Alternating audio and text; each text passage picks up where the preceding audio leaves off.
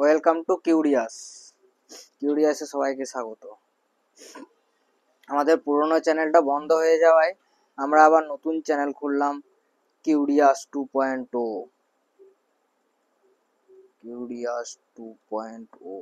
ইউটিউবে গিয়ে সার্চ করলে এটা পেয়ে যাবে। আবার শুরু করছি, যেহেতু নতুন চ্যানেল, আবার সব নতুন করে শুরু হচ্ছে ইতিহাস দিয়ে। তাহলে আজ আমাদের পড়ার বিষয় হলো ইতিহাস বা হিস্ট্রি। এখানে ইতিহাস পড়তে কার কার বোরিং লাগে? 60 থেকে 70% সবারই মোটামুটি বোরিং লাগে এই ইতিহাস পড়তে। কেন? ইতিহাস কি আগে জানতে হবে। ইতিহাস কি? কিছুই না, তোমার গার্লফ্রেন্ড বা বয়ফ্রেন্ডের যে অতীত বা এক্স, তারই নাম হচ্ছে ইতিহাস। তাহলে ইতিহাস মানে কি? ইতিহাস মানে হচ্ছে অতীত। এই ইতিহাস তো আমাদের বাংলাতে বলা হয়, ইংলিশে কি বলা হয়? হিস্ট্রি। এই হিস্ট্রি শব্দটি কে প্রথম ব্যবহার করেছিলেন? এই ইতিহাস শব্দটি তো কোথাও থেকে এসেছেন। যিনি প্রথম ব্যবহার করেছিলেন তার নাম হলো হেরোডোটাস। কি নাম? হেরোডোটাস।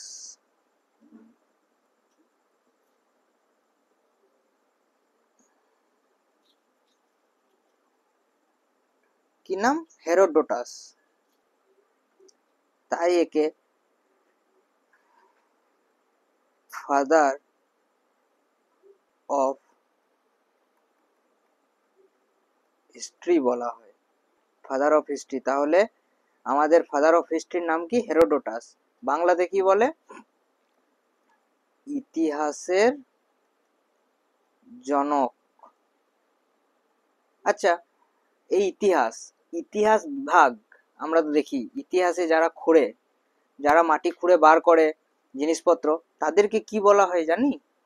তাদেরকে বলা হয় আর্কিওলজিস্ট। কি বলা হয়? আর্কিওলজিস্ট। আর এই যে যারা আর্কিওলজিস্ট হয়, মানে এই ডিপার্টমেন্টটাকে কি বলা হয় জানি? এই ডিপার্টমেন্টটাকে বলা হয় archaeology.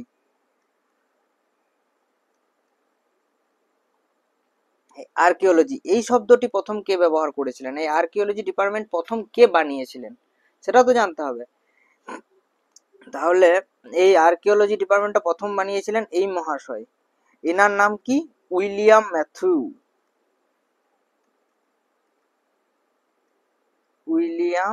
Matthew.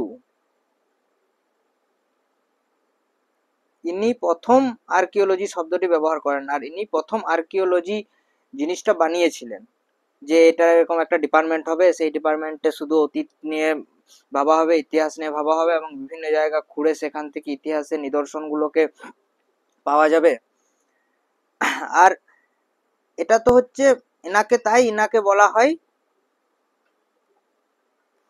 Father of archaeology.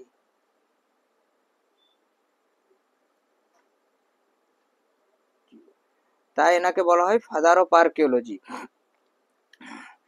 আর এই মহাশয়কে দেখছেন, এনার জন্য আমরা হিস্ট্রি পড়তে পারছি বা আমাদের ভারতের হিস্ট্রি বেরিয়ে আসছে। কেন না? এনাকে বলা হয় ইন্ডিয়ান ফাদার অফ আর্কিওলজি। নাম কি এই মহাশয়ের? এই মহাশয়ের নাম হচ্ছে আলেকজান্ডার ক্যানিংহাম। এই মহাশয়ের নাম হচ্ছে আলেকজান্ডার ক্যানিংহাম। এই যে মাটি খুঁড়ে বার করছি, এইগুলোকে তো কোথাও রাখছি, এইগুলোকে আমাদের দেখার জন্য যে জায়গাটাতে রাখা হয় তাকে বলা হয়, কি বলা হয়? মিউজিয়াম। তাকে কি বলা হয়? মিউজিয়াম। এই মিউজিয়ামে এই যত সব জিনিসপত্র রাখা হয়, সেই জিনিসপত্রগুলো খুঁড়ে বার করা হয়, সেই জিনিসপত্রগুলোকে এখানে রাখা হয়। তাহলে আমরা মিউজিয়ামে জিনিসপত্র রাখা হয়। তাহলে বিগেস্ট মিউজিয়াম কি আমরা জানি? বিগেস্ট মিউজিয়াম হচ্ছে ইন্টারন্যাশনাল বিগেস্ট মিউজিয়াম, যেটা পৃথিবীর সবচেয়ে বড় মিউজিয়াম, সেটা হচ্ছে the national museum of Denmark. The national museum of Denmark কোথায় অবস্থিত সেটা তো পেয়ে যাচ্ছি আমরা, নামেই ডেনমার্কে অবস্থিত। ঠিক আছে, তাহলে ইন্ডিয়ান কিছু তো বিগেস্ট আছে, তাহলে ইন্ডিয়ান বিগেস্ট মিউজিয়াম হচ্ছে ইন্ডিয়ান মিউজিয়াম।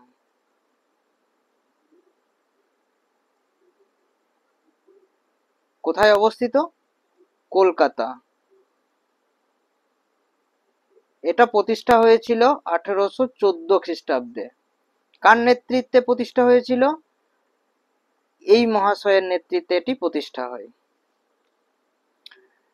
আর যদি বলা হয় Indian biggest human museum, Indian biggest human museum, তাহলে কোনটাকে বলবো? তাহলে সেটা হচ্ছে IGRMS। কি নাম? IGRMS পুরো নাম কি? ইন্দিরা গান্ধী রাষ্ট্রীয় মানব সংগ্রহালয়। কোথায় অবস্থিত? ভোপাল। ভোপাল কোন জায়গায় অবস্থিত? না এমপিতে, তাহলে কি বলবো? ভোপাল, এমপি। আচ্ছা, এই জিনিসপত্র রাখা হয়। আমাদের তো পৃথিবী মোটামুটি তৈরি হয়েছিল 4.5 কোটি বছর আগে, যখন সেটা একটা আগুনের পিণ্ড ছিল। সেটা ঠান্ডা হতে হতে আস্তে আস্তে বরফে পরিণত হয়, তারপরে আস্তে আস্তে সেগুলোতে মানুষ জন্মাতে শুরু করে, গাছপালা জন্মাতে শুরু করে, উপযুক্ত একটা পরিবেশে তৈরি হয়। তাহলে তো এর তো বিভিন্ন ভাগে বিভক্ত না? এই ভাগগুলো যিনি করেছিলেন, যে মানুষ আসার পর কত রকমের ভাবে মানুষের যে উন্নতির একটা ভাগ করেছিলেন, এই ভাগগুলো করেছিলেন এই ব্যক্তি। এই ব্যক্তির নাম কি? এই ব্যক্তির নাম হচ্ছে CJ থমসন। CJ Thomson. ঠিক আছে, এই ব্যক্তি আমাদের হিস্ট্রিকে 3 ভাগে ভাগ করেন। কি কি ভাগ? না, প্রথম ভাগ হচ্ছে প্রস্তর যুগ, তারপরে কি? ব্রোঞ্জ যুগ, তারপর কি? লৌহ যুগ, ব্রোঞ্জ বা তামাও বলতে পারি এটাকে। আবার প্রস্তর যুগকে 3 ভাগে ভাগ করা যায়।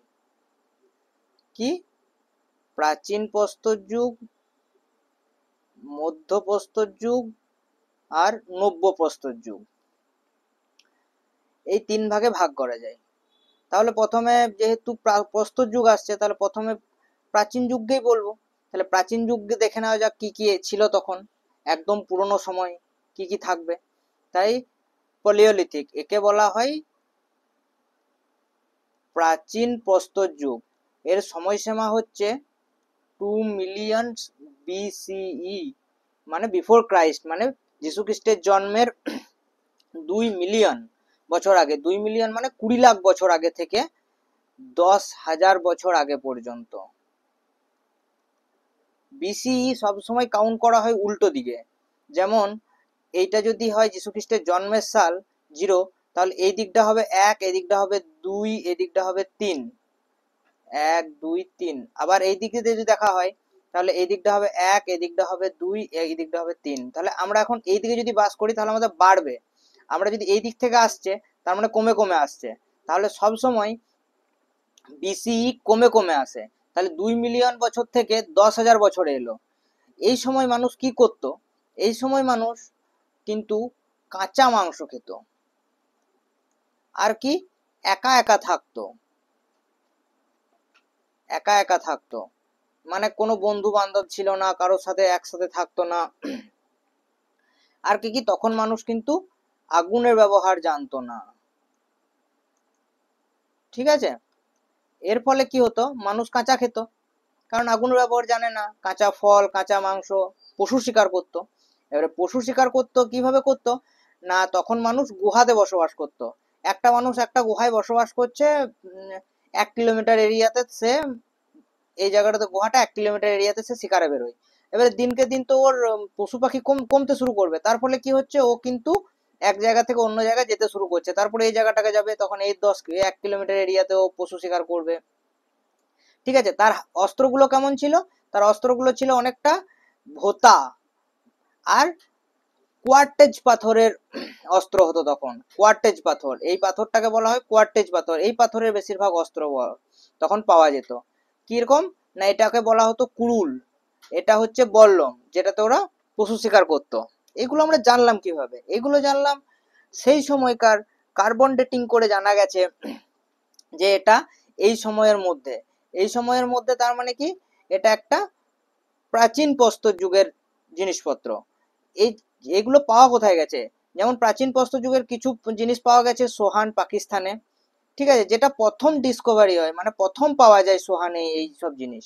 ঠিক আছে, তারপরে ভীমবেটকায়, এরকম আরো অনেক জায়গায় দেখবো যেখানে বিভিন্ন জায়গাতে দেওয়ালের ওপর বিভিন্ন পেন্টিং আছে। যেমন এরকম একটা হাতির ছবি আছে, যেখানে ওরা একজন বল্লম নিয়ে দাঁড়িয়ে আছে, এরকম ধরনের। এখান থেকে বোঝা যায় তখন একা মানুষ থাকতো। ঠিক আছে, আর কি, প্রাচীন প্রস্তর যুগে মানুষ চাষবাস জানতো না, চাষবাস জানতো না। এইবারে আসি আমরা মধ্যপ্রস্তর যুগে। মধ্যপ্রস্তর যুগ কিন্তু উন্নতির যুগ। এই সময় থেমে থাকেনি, এই সময় উন্নত হতে থেকেছে। তাহলে সময়সীমা কি? এর সময়সীমা কিন্তু খুবই কম, কারণ উন্নতি হওয়ার সময়সীমাটা আমাদের খুবই কম ছিল। কিরকম ছিল? 10,000 থেকে 10,000 বিসিই থেকে 8,000 বিসিই পর্যন্ত, এই সময়সীমাটা খুবই কম ছিল। আর সেই সময়সীমায় আমরা কি কি পেয়েছি? আমরা পেয়েছি যে আগের থেকে অনেক ধারালো অস্ত্র, যেগুলো একটু প্রাচীন প্রস্তর যুগের থেকে একটু উন্নত। ধারালো ধারালো কিভাবে করতো না, পাথরের সাথে পাথর ঠুকে ঠুকে ছাড়িয়ে ছাড়িয়ে ধারালো করতো। দেখতো মানুষ যে এটা লাঠির ওপর লাগিয়ে আরো ভালো পশু মারা যাচ্ছে। সেই সময় কি ইউজ করতো? তীর ধনুষ ইউজ করতে শুরু করলো, তীর ধনুষ ইউজ করতো। তার ফলে কি হতো? দূর থেকে মারা যেত, যেন কাছে গিয়ে মানুষ না মারা যায়। মানুষ দেখছে কাছে গেলেই হাতি মেরে দিচ্ছে, তাহলে দূর থেকে তীরে করে মারবো আমি বাঘকে বা হাতিকে। ঠিক আছে, আর মানুষ কি করলো? গোষ্ঠীবদ্ধ হতে শুরু করলো। গোষ্ঠী মানে দেখলো যে একা গেলে তো মেরে দিচ্ছে, তাহলে কি করলো? মানুষ গোষ্ঠীবদ্ধ হতে শুরু করলো। গোষ্ঠীবদ্ধ হয়ে একসাথে 10 জন 15 জন মিলে গিয়ে একটা হাতিকে মারতো। এইগুলো কোথায় পাওয়া যায়? এগুলো কোনো দেওয়ালে কোনো জায়গাতে এরকম একটা পেন্টিং আছে, যেখানে আছে হয়তো একটা হাতির ছবি আছে, যেখানে থেকে দেখা গেছে যে 10 জন মানুষ একসাথে দাঁড়িয়ে তারা শিকার করছে। ঠিক আছে, এরকম ধরনের অনেক ধরনের ছবির থেকে আমরা জানতে পারি। ঠিক আছে, এই সময় মানুষ কিন্তু মানে খাদ্য সঞ্চয় করতে শিখেছিল, শুধু খাদ্য সঞ্চয় করতে শিখেছিল। কারণ একটা হাতি মেরে 10 জন মিলে তো আর একদিনে খেতে পারবে না। তাহলে কি হচ্ছে, যে সেই 10 জন কিন্তু রাখছে পরের দিনের জন্য। ঠিক আছে, এই সময় মানুষ কিন্তু খাদ্য সঞ্চয় করতে শিখেছিল। আর কি শিখেছিল? এই সময় মানুষ মাছ ধরতে শিখেছিল, মাছ ধরতে শিখেছিল। তার ফলে কি হয়েছে, এই সময় মানুষের খাবার অভাব অনেকটা কম হতে শুরু করে। আর যেহেতু এই যে একটা গুহাতে বাস করছে, আর এই 10 কিলোমিটার রেডিয়াসে এরা দেখছে, তো তাড়াতাড়ি পশু শেষ হতে শুরু করলো। তখন এরা আবার হতে শুরু করলো, তাতে এদের কি জীবন হতে লাগলো? বারবার যাযাবর হতে শুরু, মানে যাযাবর হচ্ছে। তখনও কিন্তু যাযাবর জীবন চলছে, তখনও বন্ধ হয়নি। ঠিক আছে, এইটা দেখবো আবার নব্যপ্রস্তর যুগে কি হচ্ছে। নব্যপ্রস্তর যুগে যখন আমরা আসছি, নব্যপ্রস্তর যুগে কিন্তু সময়সীমা অনেকখানি। কিরকম? 8,000 বছর থেকে 8,000 বিসি থেকে 2,000 বিসি পর্যন্ত। এই সময় মানুষ কি করতে শুরু করলো? এই সময় মানুষ দেখলো, এই সময় মানুষ কিন্তু চাষবাস শুরু করলো। যখন দেখলো যে একটা ধানের গাছে একটা ধান খেতে ভালো লাগলো, তখন ওরা কি করলো, যে ওই ধানটা খেলো, খোসাগুলো হয়তো কিছু কিছু খোসা পড়লো, সেখান থেকে নতুন গাছ জন্মালো। সেখান থেকে ওরা বুঝতে পারলো যে এই গাছটা থেকে এই জিনিসটা পাওয়া যাচ্ছে। এরা চাষবাস শুরু করলো। আর কি করলো? এরা তার সাথে মাছ চাষও শুরু করলো। আর তখন আগুনের ব্যবহার শিখেছে, তাই তারা পুড়িয়ে মাংস বা রান্না করে খেতে শুরু করলো। ঠিক আছে, আর তারা যে সঞ্চয় করছিল মধ্যযুগে, মধ্যপ্রস্তর যুগে, সেটা কি করলো, সেটা নব্যপ্রস্তর যুগে সেটা করলো যে সেটা তারা একটা মাটির পাত্রে ভরে সেটা সঞ্চয় করতে শুরু করলো। সেটারও নিদর্শন পাওয়া গেছে যে মাটির পাত্রে খাবার বেরিয়েছে, হয়তো নষ্ট হয়ে গেছে, যেগুলো কার্বন ডেটিং এ জানা গেছে, সেগুলো নব্যপ্রস্তর যুগের। মানুষ তখন গ্রাম তৈরি করতে শুরু করলো। এক জায়গা যখন দেখলো যে এক জায়গাতে খাবারও পাওয়া যাচ্ছে, মাছ চাষও করতে পারছে, একটা জায়গার উপর ভিত্তি করে ওরা মানে রান্না খাবার দাবার স্টক করছে, তখন ওরা কি করলো, গ্রাম হিসেবে মানে গ্রাম প্রথা, মানে এখান থেকে শুরু হয়ে গেল মানুষের সভ্যতা। এবারে আস্তে আস্তে গ্রাম উন্নত হচ্ছে। মানুষ প্রথমে কি ছিল, একা একা ঘুরছিল, তারপরে এক হলো, তারপরে গ্রাম হলো। এই সময়কার যদি অস্ত্রগুলো দেখা হয় তাহলে দেখবো অনেকটাই ছুচালো, অনেকটাই ধারালো, আর মানুষ কি করতে শুরু করলো, তখন কিন্তু আরো উন্নত অস্ত্র বানাতে শুরু করলো। এইখানে ছবিগুলোতে যদি আমরা দেখবো যে কিভাবে ওরা একটা হাতুড়ি বানিয়েছে, কিভাবে কুরুট বানিয়েছে, আর পশুর হাড় দিয়েও তারা অস্ত্র মানে বানাতো, শুধু পাথর দিয়েই নয়, পশুর হাড় দিয়েও তারা অস্ত্র বানাতো। আর কি দেখবো, এই সময় মানুষ খাবার যেমন স্টক করতে, এই সময় মানুষ ফ্যামিলিও শুরু করলো। ঠিক আছে, এরপর ধীরে ধীরে আমরা সভ্যতার দিকে এগিয়ে যাচ্ছি। আমরা যদি দেখি তাহলে দেখব যে ভারতের যে জায়গাগুলো, যে সাইডগুলোতে এই সবগুলো পাওয়া গেছে, যেমন প্রথম ভিলেজ পাওয়া গেছে পাকিস্তানে, কাশ্মীরে পাওয়া গেছে কুকুরের সাথে, মানে কি গৃহপালিত পশুর সাথে। এই সময় মানুষ গৃহপালিত পশু রাখতে শুরু করলো। আর গৃহপালিত পশু মেনলি শুরু হয়েছিল মধ্যযুগ থেকেই, মধ্যযুগেই প্রথম শুরু হয়েছিল গৃহপালিত, কিন্তু কি সেই সময় শুধু নিজের রক্ষার জন্য, আর কিসের জন্য, কুকুর বেড়াল এইসব পুষতো কিসের জন্য, ছোটখাটো কিছু শিকার করার জন্য। ঠিক আছে, কিন্তু সেইটা যখন নব্যপ্রস্তর যুগে গেল, তখন কি হলো, তখন এই গৃহপালিত পশুই কিন্তু তাদের একটা মানে গৃহপালিত অনেকগুলো পশু রেখে তাকেই খাওয়া যাচ্ছে। যেমন ছাগল, একটা ছাগল কেটে সেই দিন খেলো, তারপরের দিন খেলো, তাহলে একটা ফ্যামিলি 2-3 দিন চলে যাচ্ছে। সেইভাবেই তারা কিন্তু শুরু করলো পশুপালন। পশুপালন শুরু করার ফলে তাদের কিন্তু খাবারের অভাব হতে লাগলো না, আস্তে আস্তে সভ্যতা বাড়তে লাগলো। এইবারে দেখবো যে এই সবগুলো পাওয়া যাচ্ছে কোন জায়গায়, কোন জায়গায় পাওয়া যাচ্ছে না, ভারতের ম্যাপ যদি আমরা দেখি, ঠিক আছে, তখন তো আর ইন্ডিয়া পাকিস্তান ভাগ হয়নি, তো তখন আমরা যদি দেখি যে এই এরিয়াটাতে সবচেয়ে বেশি পরিমাণ আমাদের সভ্যতাগুলো আছে। কেন আছে না, এইখান থেকে তারা জলের সুযোগ পেত, এইখানে তখন সিন্ধু নদী বয়ে চলেছে, তাই এখান থেকে তাদের জলের কোনো সমস্যা হতো না। ঠিক আছে, তার সাথে কি হতো, এই দিক থেকে তাদের মানে যাওয়া আসা সুবিধা হতো, অনেকটা পথ ফাঁকা পেত, আর এই দিকটা খুব ঘন জঙ্গল ছিল, তাই এই এই উত্তর পশ্চিম দিকটা ঠিকঠাক ওরা যেতে পারেনি। ঠিক আছে, আর কি দেখবো, নব্যপ্রস্তর যুগের পর আসছে তাম্রযুগ, তাম্রযুগ বা ব্রোঞ্জ যুগ। এই ব্রোঞ্জ যুগেই দেখবো যে এইখানে আমাদের সিন্ধু সভ্যতা গড়ে উঠছে।